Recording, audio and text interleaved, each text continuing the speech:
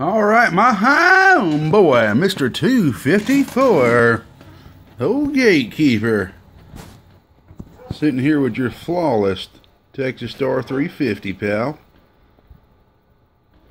And I will be honest with you, man, I had a time. I don't know why. I think maybe it's because I did not have the exact screws that I normally use when putting these fans. The only way you can put fans on these heat sinks is, the best way of doing it is actually getting the perfect size screw for it to wedge in between the parts of the heat sink, the spaces between the heat sink, the fins, to where they wedge just perfect, where you screw them on down, they get tight.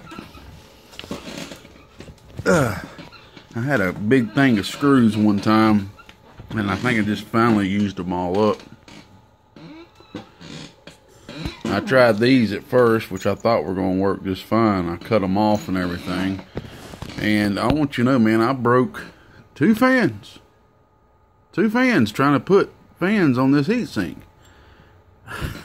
And I have put at least 30 to 40 of these fans on these heatsinks for customers. And I don't know if it, see, also, you may not have noticed this before. I guarantee a lot of people haven't. Texas Star has used two different heat sinks on their 350s. It's hard to tell, but the spacing of the fan, the only reason I can tell is because of how many fans I've put on heat sinks before. There's just a small difference of the spacing of the fins, and I think the thickness too, if I remember correctly. I figured out one day when I think I was putting fans on 2 or 3 250, 350 Texas Stars, and I could tell pretty quickly something was different.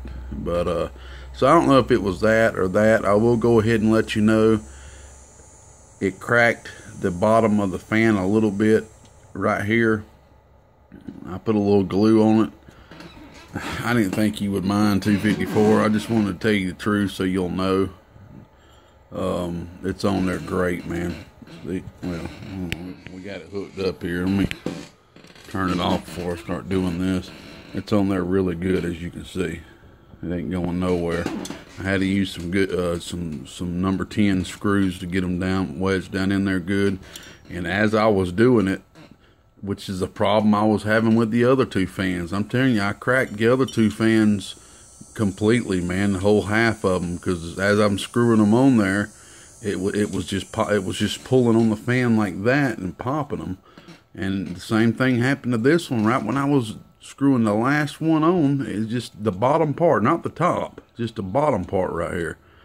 And I was like, man, this is a free fan for him, you know. It took me about dang three hours to get on here. I don't think he'll mind. He just wants a fan on that thing, man. And I put a little glue right there just so this plastic part wouldn't be moving around. I could have just cut it off, but to me it'll look a little bit more tackier missing it, so it just looks a little better, at least with something on there. I don't think you would mind, man. If you do, you can let me know and I'll work at it some more, but I didn't think you would mind. But anyway, I went ahead and drilled your hole, ran the wires on in, and took them pieces of crap out, transistors out, and put you two perfect matching Toshibas. They're different lot numbers, but they're perfectly matching, which was pretty cool.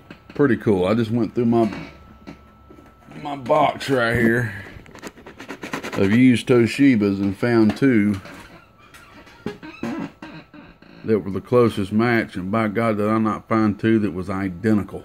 So that's all that matters when it comes to the transistor stuff. I got you a pair of Toshibas in here now, bud. Alright. She's working good, just like a 350 should be working. Alright, we're on high now. To me, man, I never use this unless I'm driving an amplifier and I need to get it exactly at the dead key I need to get it to. I'll either run it on high like this or on medium. And that's something I did have to replace in it. So this was kind of a tiny repair, nothing major. I took these out right here and put a brand new 75 on, which was what it calls. I took that out and replaced that resistor. It wasn't rendering the amp not working. They were just a little, you could tell who had it before drove it a little too hard is what it was. But anyway, the fan works great, man. It's blowing air very good. I can feel it all the way out to here on the side of the heat sink. Alright, 4-watt drive, about 15 to 20 watts peak coming out the radio. RMS. About 120, 130. Here's your peak.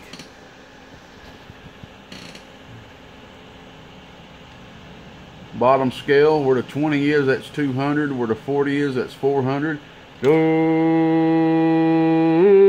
What's this thing talking though, man? Talking about 350. Texas Star 350. Talking right there about 350 watts. What it's supposed to be doing. Got down. And if we put it on medium, by the way, input tune, man, beautiful input tune. I didn't even have to do anything with it. So low it don't even look like I'm keyed. Alright, this is on medium. About 250. Right there, about 250 on medium. RMS, right there, about 100 watts RMS. See, that would be a perfect driver for an 8-pill or a 6-pill. Well, 6-pill would be a perfect driver. And then an 8-pill would be a great driver to take this out and run it on high. We're on 14.9 volts.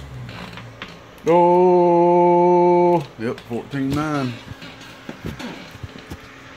There she is, man. Hit it with a bigger radio. Of course, she's going to do more watts. But I don't think you'll need me to hook up a bigger radio. I don't think you're going to be driving it too much harder than that. But I do got my bench radio there. Yeah, for the heck of it, let's hook up a big radio. Bigger radio, just for the fun of it. Just for the fun of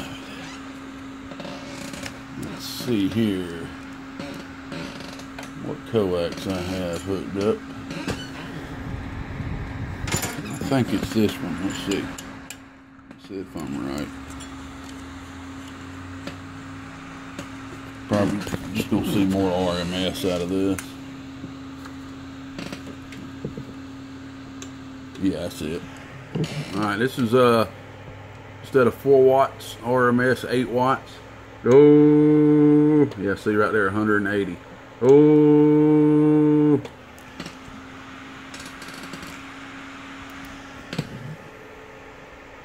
Peak. See, not really an increase. That